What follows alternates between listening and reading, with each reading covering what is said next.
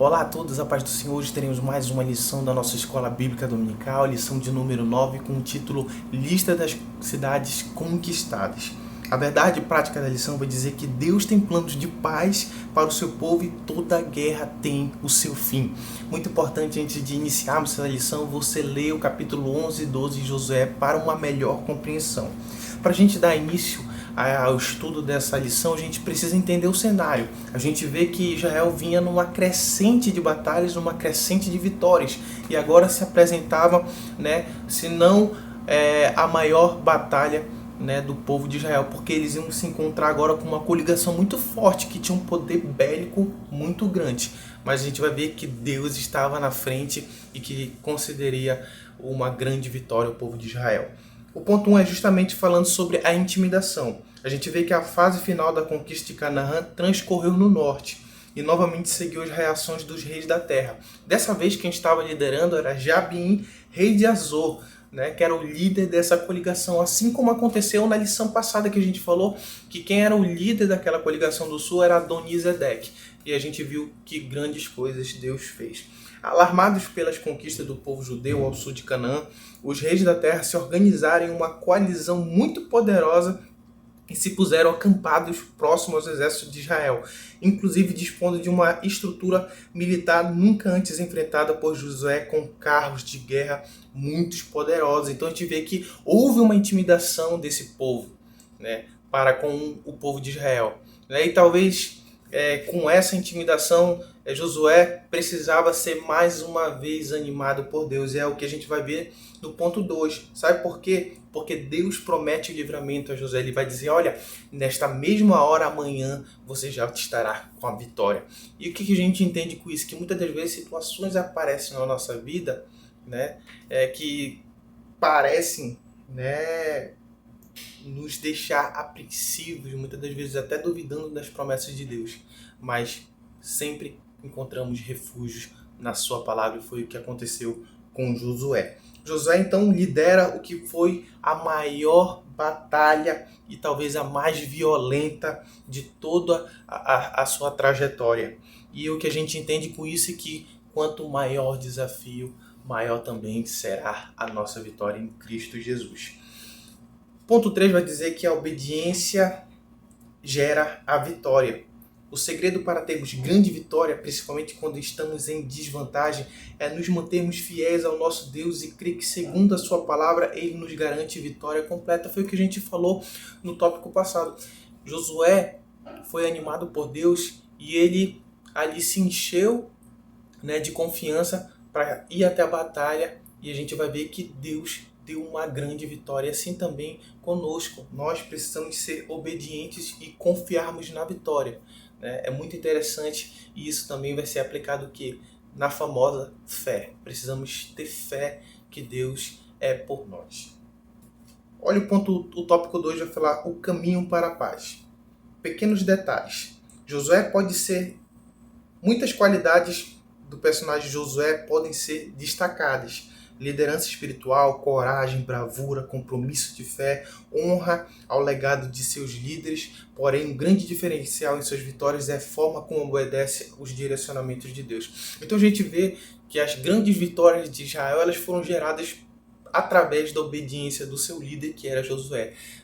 Não só nas instruções que foram passadas diretamente para ele, mas nas instruções que foram passadas pelo seu antecessor, que era Moisés. Ele era muito fiel, ao que foi deixado também como instrução para o seu antecessor Moisés. Então, são pequenos detalhes que fazem grande diferença, na vida de Israel, e podem também fazer na nossa vida.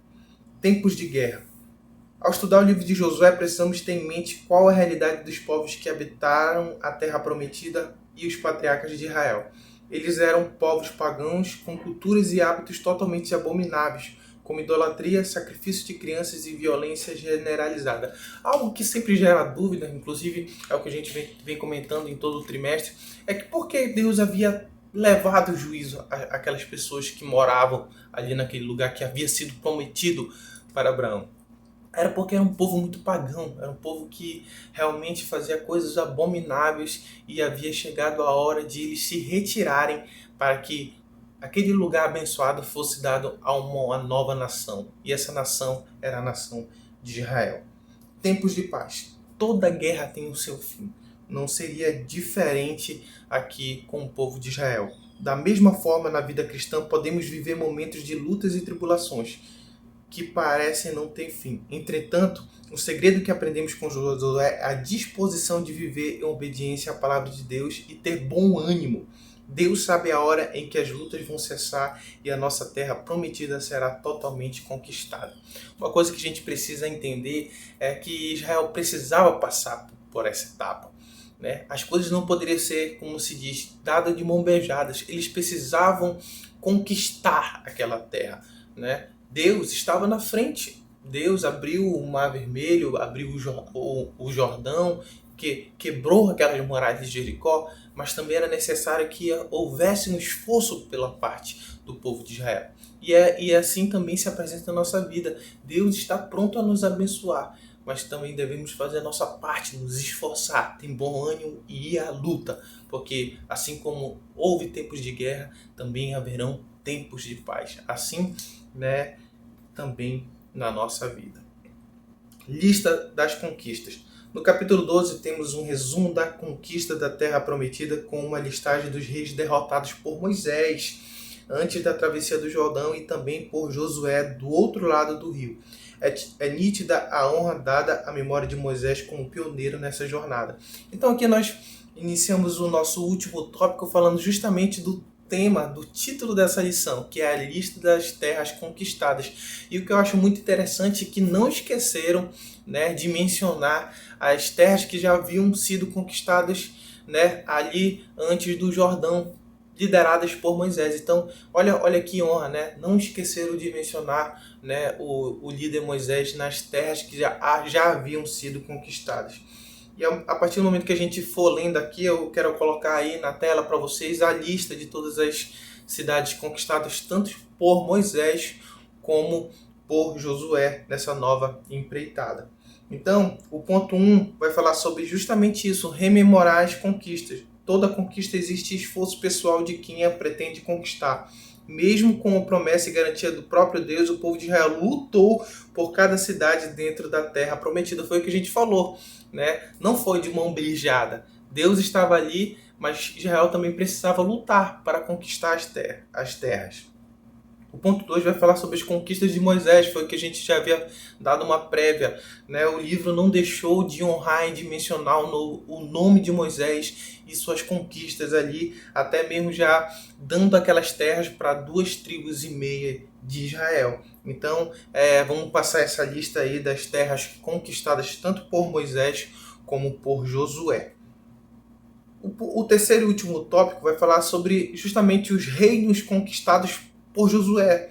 O capítulo 12 de Josué encerra as narrativas das guerras para a conquista da terra prometida, oferecendo-nos também um relatório de todas as cidades e reis que Josué precisou vencer para ter concluído a sua missão. Foi mais ou menos 8 anos de guerra, A gente tratou isso aqui em 1, 2, 3 lições, falando das guerras, das batalhas, mas o tempo, a cronologia vai falar mais ou menos em 8 anos que o povo ficou guerreando ali para conquistar as terras, Josué e todo o povo de Israel. E são relacionados 31 reis que Josué e os filhos de Israel feriram após a travessia do Rio Jordão. Olha quantas pessoas, quantas pequenas nações ali foram derrotadas por Israel, no comando do seu líder Josué. Então, 31 reis foram vencidos para a glória de Deus.